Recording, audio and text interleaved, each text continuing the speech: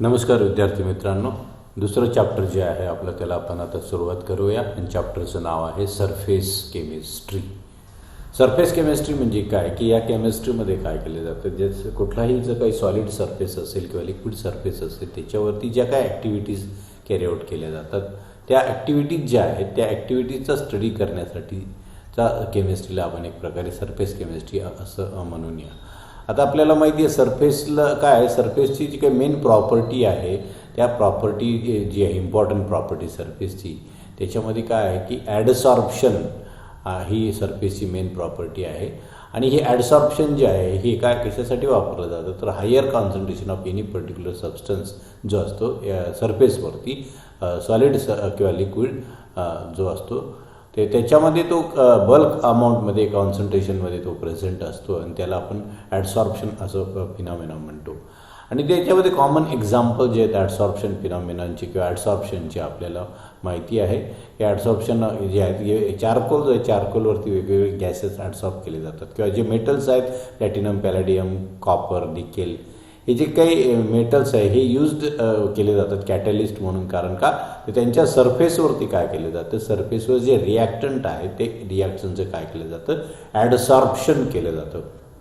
So मग ॲडसॉर्प्शन ही कशासाठी वापरली जाणारी फिनॉमिनॉन आहे तर हायर कॉन्सन्ट्रेशन एखाद्या सबस्टन्सचं एखाद्या सरफेसवरती जर होत असेल तर त्याला रिप्रेझेंट करण्यासाठी ही फिनॉमिनॉन वापरली जाते. त्यामुळे याच्यामध्ये जो मेन आस्पेक्ट आहे तो आहे ॲडसॉर्प्शन. तर आता बघूया मग मेन ॲडसॉर्प्शन म्हणजे काय त्याचे आपण डेफिनेशन बघूया. काय डेफिनेशन आहे ॲडसॉर्प्शनची? A phenomenon of accumulation of one substance, a phenomena of absorption of one substance. Sorry, there is a technical problem. So there is a phenomena of absorption of one substance on a surface of other substance is called as a adsorption. Adsorption मध्ये काय होतं मग ॲडसॉर्प्शनमध्ये एक substance जो आहे दुसऱ्या सबस्टन्सच्या सरफेसवर त्या गोळा होतो, जमा होतो, त्याला आपण काय म्हणतो ॲडसॉर्प्शन असं म्हणतो. किंवा मग the change in concentration in interfacial layer between two phases of the system.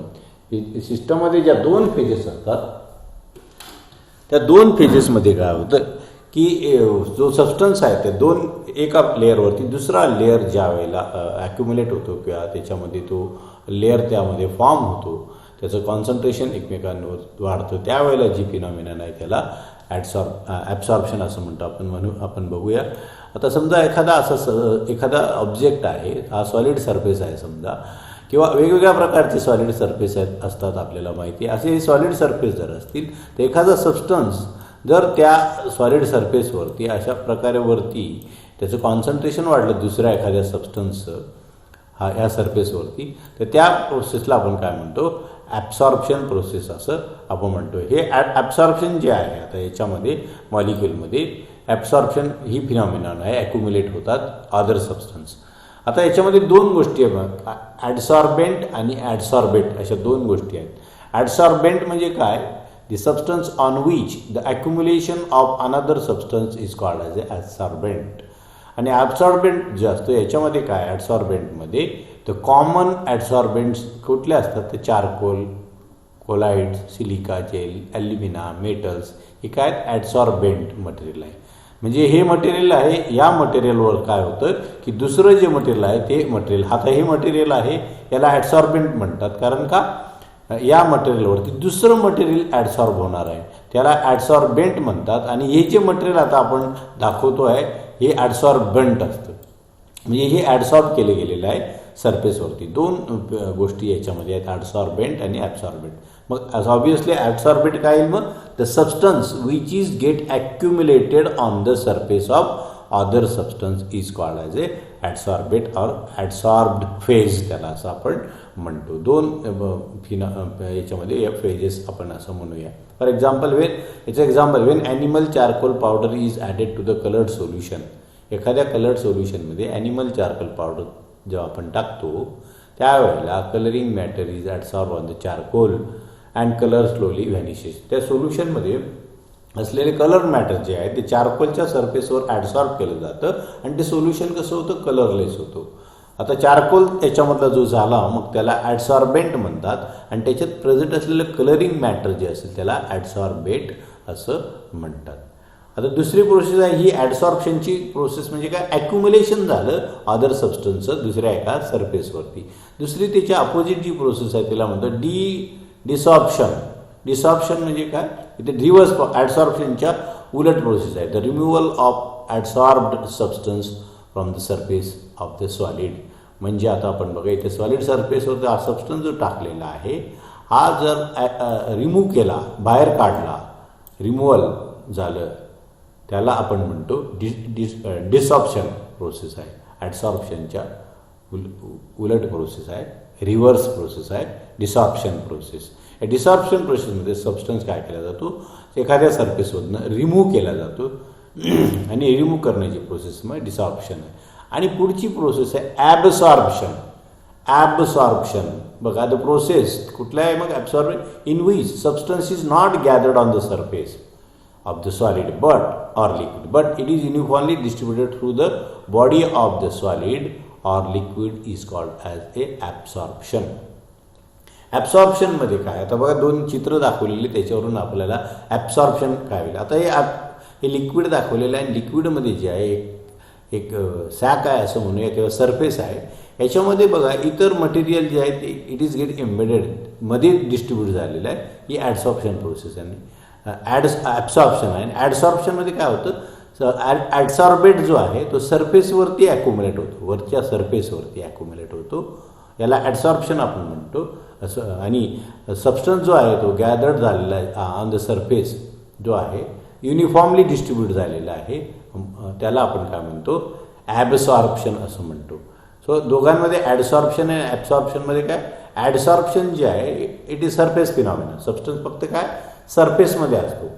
पण ॲब्सॉर्प्शन काय, it is a bulk phenomena, ते बॉडी ऑफ द लिक्विडमध्ये ते आपल्याला पेनिट्रेशन जे आहे ॲडसॉर्बेटचं पेनिट्रेशन आपल्याला इथं असतं. याच्यामध्ये काय, ॲडसॉर्प्शनमध्ये सबस्टन्स जो आहे is accumulated on the surface of ॲडसॉर्बेंट.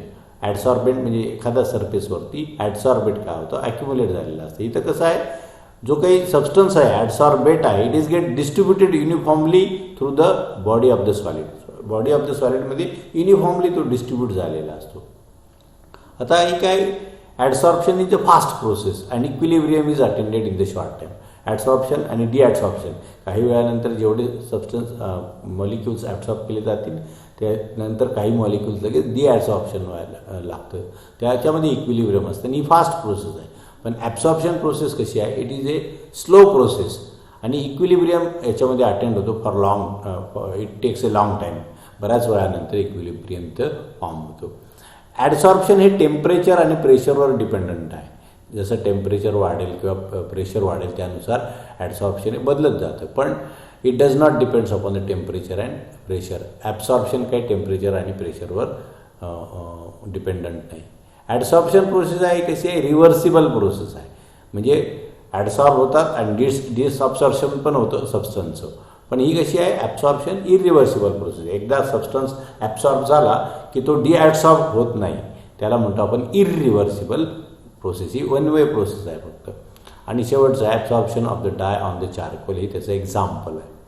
डाय जो आहे चारकोलच्या सरफेसवरती कलर्ड सोल्युशनमधला ॲडसॉर्ब केला जातो आणि त्याचं एक्झाम्पल आहे absorption of water vapour on hydrous calcium chloride. Calcium chloride काय करतं, ॲब्सॉर्ब करून घेतं वॉटर वेपरला. सो अशा प्रकारे दोघांमधला ॲडसॉर्प्शन आणि डिॲडसॉर्प्शनमधला हा फरक आहे, डिस्टिंग्विश बिटवीन द ॲडसॉर्प्शन आणि ॲब्सॉर्प्शन. आता आपण बघूया पुढची प्रोसेस जी आहे सॉर्प्शन प्रोसेस. आता सॉर्प्शन प्रोसेस काय, for the process doubt exists as to whether the process is true adsorption or the absorption, the term is sorption is used.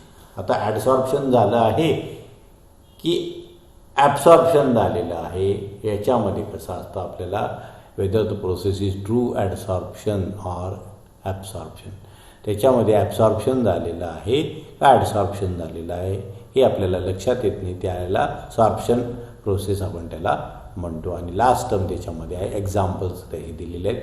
adsorption of KMnO from the solution on aluminum oxide. Gas like H2N2 etc. adsorb on the surface of metal. Absorption of oxalic acid on charcoal. These are some examples of the absorption and the adsorption. आता याच्यामध्ये बघूया आपण mechanical ॲडसॉर्प्शन कशा प्रकारे होतो. Mechanical adsorption, the molecular forces at the surface of the liquid are in the state of strain or unbalance due to the unbalanced forces.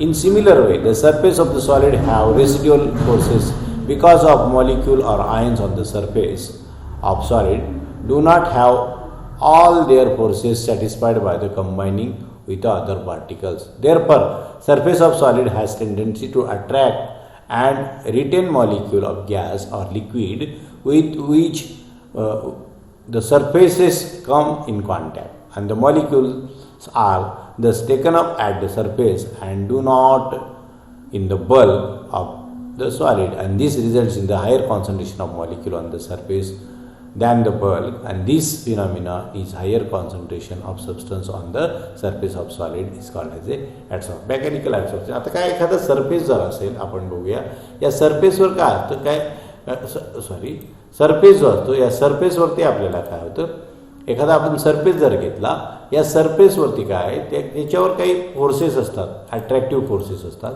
हे attractive forces imbalance असतात, त्यामुळे काही ठिकाणी जास्त आणि काही ठिकाणी कमी. त्यामुळे जेव्हा एखादा मटेरियल त्याच्यावरती कॉन्टॅक्टमध्ये येतं, एक्सटर्नल मटेरियल, त्यामुळे due to the some imbalanced forces, attractive forces, that material is get accumulated. ते मटेरियल काय केलं जातं, या सरफेसवरती ॲक्युम्युलेट केलं जातं, अट्रॅक्ट केलं जातं आणि त्याचं कॉन्सन्ट्रेशन सरफेसवरती वाढतं. किंवा एखादं लिक्विड असेल, या लिक्विडमध्ये जर एखादा काही सरफेस आपल्याला प्रेझेंट असेल, तर या लिक्विडमध्ये असलेले कॉन्स्टिट्युएंट जे असतात ते काय केले जातात, या सरफेसवरती काय होतात, they are attracted due to imbalanced forces. याच्यामध्ये असलेल्या इम्बॅलन्स फोर्सेसमध्ये त्याच्या सरफेसवरती असे ते ॲक्युम्युलेट होतात आणि त्या ॲक्युम्युलेशनमुळे आपल्याला काय होतं, या प्रोसेसला आपण काय म्हणतो, ॲडसॉर्प्शन प्रोसेस असं आपण म्हणतो. सो याला आपण म्हणूया मेकॅनिकल ॲडसॉर्प्शन. या प्रोसेसला आपण याच प्रोसेसला आपण काय म्हणतो, ती mechanical ॲडसॉर्प्शन. So it is the tendency to attract of surface, solid surface, to attract the molecules of gas or liquid. Gas किंवा लिक्विडचे मॉलिक्युल्स तो काय करतो, सरफेसवरती ॲडसॉर्ब करतो. आता आपण बघूया मग ॲडसॉर्प्शन ऑफ गॅसेस बाय सॉलिड. सॉलिडच्या सरफेसवर गॅसेस कशा प्रकारे ॲडसॉर्ब केले जातात हे आपण बघणार आहे. आता याच्यामध्ये study of gas solid adsorption has achieved great importance in academic as well as a industrial फील्डमध्ये. वेगवेगळ्या सरफेस कोटिंग्स जे केले जातात त्याच्यामध्ये ह्या फिनॉमिनांचा इंडस्ट्रीमध्ये जास्त वापर केला जातो. आता याच्यामध्ये industrial importance of chemical reaction like manufacturing of sulphuric acid by contact process, ammonia Haber process, hydrogenation of oils etcetera phenomena जे त्याच्यामध्ये ॲडसॉर्प्शन प्रोसेस जे आहे ही इम्पॉर्टंट आहे. याच्यामध्ये ह्या सगळ्या प्रोसेस जे आहे कॅटलिस्ट हा ॲडसॉर्बिंग सरफेस म्हणून वापरला जातो आणि या इंडस्ट्रीमध्ये त्यामुळे त्याचं जास्त इम्पॉर्टन्स आहे. All the solids adsorb gases or vapours with which they are in contact. सगळे सॉलिड्स जे आहेत ते गॅसेसच्या आणि वेपरच्या कॉन्टॅक्टमध्ये झालं की ते गॅसला काय करतात, ॲडसॉर्ब करतात. But adsorption as a rule is not significant unless the adsorption occupies large surface of the given masses. पण ॲडसॉर्प्शन जेव्हा खूप लार्ज सरफेस कॉन्सन्ट्रेशन वाढलं त्यालाच आपण ॲडसॉर्प्शन म्हणतोय. 1-2 मॉलिक्यूल फक्त ॲडसॉर्ब झाले त्याला ॲडसॉर्प्शन प्रोसेस म्हणत नाही. तर त्याच्यासाठी आपल्याला लार्ज सरफेसवरती त्याचं कॉन्सन्ट्रेशन वाढणं महत्त्वाचं आहे. Because of this, silica gel and different forms of charcoals are used as a effective adsorbing material. याच्यासाठी वापरले जातात. आता लार्ज स्पोरस स्ट्रक्चर असलेले सरफेस जे आहे, सरफेसवरती काही पोरॅसिटी असते म्हणजे छिद्र असतात, असे जर सबस्टन्स वापरले गेले तर त्याची ॲडसॉर्प्शन कपॅसिटी कशी असते, जास्त असते आणि त्यामुळे आपल्याला चारकोलला त्याची ॲब्सॉर्बिटिव्हिटी वाढवण्यासाठी काय केलं जातं, मग चारकोलसारख्या सबस्टन्सला ॲक्टिवेट केलं जातं म्हणजे त्याला हीट केलं जातं 350 to 1000 डिग्री सेल्सिअसपर्यंत इन व्हॅक्यूममध्ये आणि in air or certain other gases. आणि त्यामुळे adsorption carbon tetrachloride 25 can be increased. Carbon टेट्राक्लोराइडचं ॲडसॉर्प्शन इन्क्रीज होतं 0 to एवढ्या प्रकारे चारकोलवरती, कारण का त्याला हीट केलं की त्याची ॲब्सॉर्प्शन कपॅसिटी काय होते, वाढते. हे ॲडसॉर्प्शन कपॅसिटीचं एक्झाम्पल दिलेलं आहे. The extent of adsorption of carbon tetrachloride at 25 degree celsius, 25 डिग्रीला जे आहे ॲडसॉर्प्शन कार्बन टेट्राक्लोराइडचं चारकोलवरती इज 1.40 ग्रॅम, एवढं ग्रॅम तो काय केला जातो, ॲडसॉर्ब केला जातो. आता हे ॲडसॉर्प्शनसाठी मग कुठले फॅक्टर्स त्याच्यावर इफेक्ट करतात, ते फॅक्टर्स आहेत. पहिला आहे surface area of adsorbent. Surface area ॲडसॉर्बनचं काय की larger surface area of adsorbent असेल तर लार्जर काय असेल त्याची ॲडसॉर्प्शन प्रोसेस असेल under given condition of temperature and pressure. ज्या दिलेल्या टेम्परेचरला आणि प्रेशरला जेवढा एरिया जास्त असेल, एरिया जास्त ॲडसॉर्प्शन जास्त, एरिया कमी ॲडसॉर्प्शन कमी, एरिया कमी ॲडसॉर्प्शन कमी, एरिया जास्त ॲडसॉर्प्शन जास्त.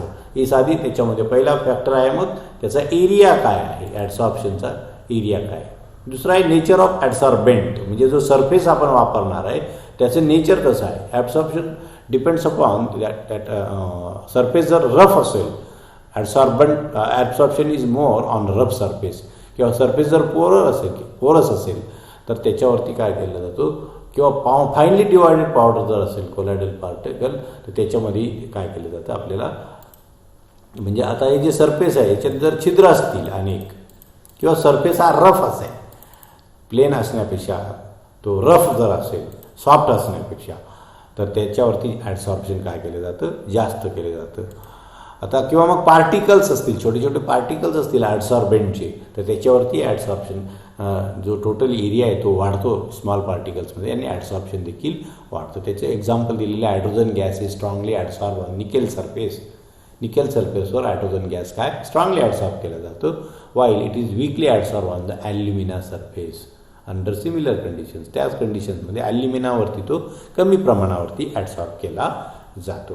हे झालं ॲडसॉर्बेंट मटेरियल कसं आहे. आता त्याच्यानंतर आहे नेचर ऑफ ॲडसॉर्बेट. जो सबस्टन्स ॲक्युम्युलेट होणार आहे त्या सबस्टन्सची काय नेचर आहे त्याच्यावरती देखील अवलंबून असतं. आपल्याला माहिती आहे गॅसेस जे आहेत more soluble in water and which liquefy more easily. Gases हा पाण्यामध्ये डिझॉल्व होतात मोस्ट ऑफ द गॅसेस, आणि त्यांचं लिक्विफिकेशन करता येतं. Like SO2, NH3, HCl, CO2 are adsorb more rapidly than the permanent gases. हे जे आहेत SO2, NH3, अमोनिया, HCl हे जास्त प्रमाणात ॲडसॉर्ब केले जातात कोणापेक्षा, जे परमनंट गॅसेस आहेत stable one H2, N2, O2 यांच्यापेक्षा हे जास्त ॲडसॉर्ब केले जातात. चौथा फॅक्टर त्याच्यात टेम्परेचर आहे. The extent of adsorption is strongly affected by the टेम्परेचरचा त्याच्यावरती परिणाम होतो. The process of adsorption is exothermic in nature. Adsorption process कशी आहे, एक्झोथर्मिक आहे. हेन्स ली चॅटलियर नावाच्या शास्त्रज्ञाच्या प्रिन्सिपलनुसार the ET varies inversely as the temperature. म्हणजे काय, जर टेम्परेचर वाढलं तर ॲडसॉर्प्शन कमी होतं, आणि जर टेम्परेचर कमी झालं तर ॲडसॉर्प्शन वाढतं. So for example, 1 gram of charcoal adsorbs 10 cm³ of nitrogen. 1 gram charcoal powder जर घेतली तर त्याच्यावरती 10 cm³ नायट्रोजन ॲडसॉर्ब होतो 0 डिग्रीला. त्याच वेळेला 20 cm³ ॲडसॉर्ब होतो 29 डिग्री सेल्सिअसला, and 45 cm³ at -78 degree celsius under the constant pressure of 1 atmosphere. हे टेम्परेचरचा इफेक्ट आहे. म्हणजे वेगवेगळ्या टेम्परेचरला कसं आपल्याला ॲडसॉर्प्शन होतं. 0 डिग्रीला किती नायट्रोजन ॲब्सॉर्ब केला जातो, आणि 29 डिग्रीला हा किती ॲडसॉर्ब झाला, आणि -78 डिग्रीला किती आहे.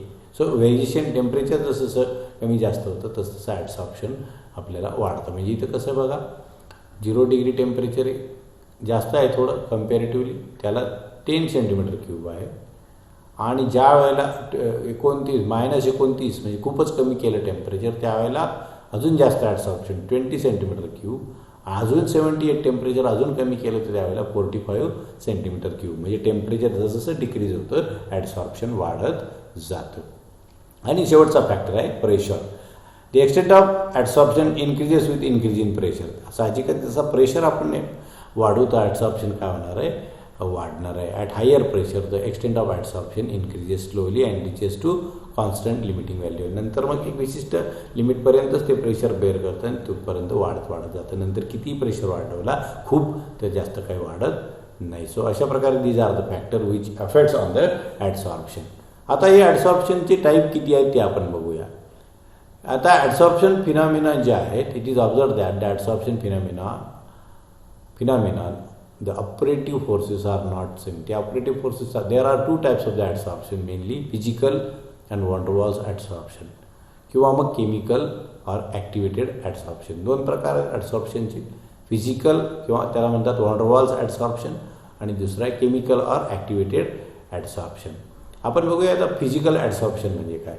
फिजिकल ॲडसॉर्प्शनमध्ये काय होतं, जे when the adsorbent hold adsorbate by purely physical forces, म्हणजे हायड्रोजन बॉन्डिंग वगैरे अशा प्रकारे जे काही van der Waals फोर्सेसने जर ॲडसॉर्ब केलं गेलेलं असेल सरफेसवरती, तर त्याला आपण काय म्हणतो, फिजिकल ॲडसॉर्प्शन. आणि हे जे काही फिजिकल ॲडसॉर्प्शन आहे, it takes place at a lower temperature. Lower टेम्परेचरवरती तो सरफेसवरती काय केले जातात, ते मॉलिक्यूल van der Waals फोर्सेसने अट्रॅक्ट केले जातात. फॉर एक्झाम्पल काय, adsorption of nitrogen on iron. लोखंडावरती बघा आयर्न ऑक्साईड तयार होतं, म्हणजे त्याला करोजन आपण म्हणतो. ते ॲडसॉर्प्शन जे आहे त्याला फिजिकल ॲडसॉर्प्शन म्हणतात. आणि ते जंगलेले पार्टिकल जे आहेत ते van der Waals फोर्सेसने त्या आयर्नबरोबर त्यांनी बॉन्ड फॉर्म केलेला असतो. दुसरं आहे chemical adsorption. When absorbent holds absorbate by chemical reaction such as residual valencies or chemical bond. The bonds are ionic or covalent in nature. The chemical adsorption generally takes place at higher temperature. Higher टेम्परेचरला काय होतात की ॲडसॉर्बेट molecule जे आहेत त्या ॲडसॉर्बेंटवरती chemical बॉन्डने त्यांनी किंवा त्यांच्या बॉन्डने ते बाइंड झालेले असतात किंवा ॲक्युमुलेट झालेले असतात, किंवा त्यांच्या व्हॅलन्सीज ज्या आहेत रेसिड्युअल व्हॅलन्सीज त्याच्याने व्हॅलन्सीज ऑक्युपाय केलेल्या असतील तर अशा प्रकारे ते होतात. फॉर एक्झाम्पल काय, adsorption of oxygen on tungsten और ॲडसॉर्प्शन ऑफ नायट्रोजन ऑन आयर्न. नायट्रोजनचं जे ॲडसॉर्प्शन आहे आयर्नवरती त्याला 500 डिग्री सेल्सिअसवरती, म्हणजे जास्त टेम्परेचरला. म्हणजे काय, केमिकल ॲडसॉर्प्शन प्रोसेस हे हायर टेम्परेचरला होते, फिजिकली कम्पॅरेटिव्हली लोअर टेम्परेचरला होते. आता हे दोघांचं बघू मग कंपॅरिझन आपल्याला कसं करता येईल. Comparison of physical and chemical adsorption. Physical ॲडसॉर्प्शन त्याच्यामध्ये काय, molecules of adsorbate and adsorbent are held by van der Waals forces. इथं van der Waals फोर्सेसने ते एकमेकांशी जॉईन झालेले असतात. आणि इथं काय, the molecules adsorbate and adsorbent are held by chemical बॉन्डिंगने ते केमिकल बॉन्ड फॉर्म झालेले असतात दोघांमध्ये. इथं काय, heat of adsorption is low. Heat of adsorption काय, लो हीट ऑफ ॲडसॉर्प्शन. पण इथं हे काय, हाय हीट ऑफ ॲडसॉर्प्शन. इथं कमी हीट बाहेर पडते ॲडसॉर्प्शनच्या वेळेस, इथं जास्त हीट बाहेर पडते. It is a irreversible process. Physical adsorption कसं आहे, रिव्हर्सिबल प्रोसेस आहे. ॲडसॉर्प्शन आणि डिसॉर्प्शन होऊ शकतं, पण ही कसं आहे, केमिकल ॲडसॉर्प्शन हे जे आहे इरिव्हर्सिबल आहे. एकदा ॲडसॉर्ब झाला की तो पुन्हा रिव्हर्स प्रोसेसने डिॲडसॉर्ब होत नाही. It is not much specific. ही काही स्पेसिफिक नाही आहे, ही मात्र स्पेसिफिक प्रोसेस आहे. And the rate of adsorption is fast. ॲडसॉर्प्शनचा रेट फिजिकलचा फास्ट असतो आणि केमिकल ॲडसॉर्प्शनचा रेट रिलेटिव्हली कसा असतो, स्लो आपल्याला असतो. एनर्जी ऑफ ॲक्टिवेशन पण यासाठी लो लागते फिजिकल ॲडसॉर्प्शनला. इथं मात्र एनर्जी ऑफ ॲक्टिवेशन जास्त लागतं, म्हणजे टेम्परेचर जास्त लागतं. The rate of adsorption is directly proportional to the pressure. Pressure जर वाढवला ॲडसॉर्बेटवर तर ॲडसॉर्प्शन वाढतं. इथं rate of adsorption inversely proportional आहे. इथं प्रेशर वाढवला की ॲडसॉर्प्शन काय होतं, कमी होतं, म्हणजे इनव्हर्सली प्रोपोर्शनल आहे केमिकल ॲडसॉर्प्शनमध्ये. फिजिकल ॲडसॉर्प्शनमध्ये मल्टीलेअर ॲडसॉर्प्शन होऊ शकतं, एका लेअरवर दुसरा लेअर. इथं मात्र मोनोलेअर प्रोसेस आहे, एकच लेअर तयार होईल, दुसरा लेअर त्याच्यावरती तयार होणार नाही. Adsorption, physical adsorption is appreciable at temperature below the boiling point of the adsorbate. ॲडसॉर्बेटच्या बॉइलिंग पॉईंटच्या खाली जर टेम्परेचर असेल तर ही जी काय प्रोसेस आहे ही चांगल्या प्रकारे घडते. आणि ही ॲडसॉर्प्शन अप्रिशिएबल आहे ॲट हायर टेम्परेचर. जास्त टेम्परेचर असेल तर ही प्रोसेस जास्त ॲप्रिशिएबल आहे, म्हणजे जास्त प्रमाणात घडून येते. आणि त्याच्यातला डिफरन्स पुढचा आहे, the extent of adsorption depends upon more on the nature of adsorbate. Physical adsorbate कशावर डिपेंडंट आहे, ॲडसॉर्बेटचं नेचर कशा प्रकारचं आहे त्याच्यावरती ते डिपेंडंट आहे. पण केमिकल ॲडसॉर्प्शन काय आहे, it depends upon the nature of both adsorbate आणि ॲडसॉर्बेंट दोघांच्या नेचरवरती ते डिपेंडंट आहे. हे मात्र फक्त ॲडसॉर्बेटच्याच नेचरवरती डिपेंडंट आहे. It is a function of coverage of surface. याच्याने सरफेस कव्हर होता. It is a function of coverage of only active centres. म्हणजे सरफेसवर जे ॲक्टिव्ह सेंटर्स असतील तिथंच फक्त काय होतं, ॲडसॉर्प्शन होतं. So this is the difference हे दोघांमध्ये केमिकल आणि फिजिकल ॲडसॉर्प्शनमध्ये हा डिफरन्स आहे. आता पुढच्या वेळेला याचं ॲडसॉर्प्शन आयसोथर्म्स जे आहेत म्हणजे प्रेशर आणि अमाऊंट ऑफ सबस्टन्स यांच्या साठी काही ॲडसॉर्प्शन आयसोथर्म जे आहेत ते वेगवेगळ्या प्रकारच्या मांडले गेलेले आहेत. ते पुढच्या पिरियडमध्ये आपण बघणार आहोत. तर लेक्चर एन्जॉय करा, पूर्ण लेक्चर पहा. तुम्हाला शंका असतील व्हॉट्सअप ग्रुपवर किंवा माझा मोबाईल नंबर आहे त्याच्यावरती तुम्ही मला प्रश्न विचारू शकतात. लेक्चर पूर्ण पहा, त्याला सबस्क्राईब करा. शंका असतील तर विचारायला विसरू नका. Thank you very much.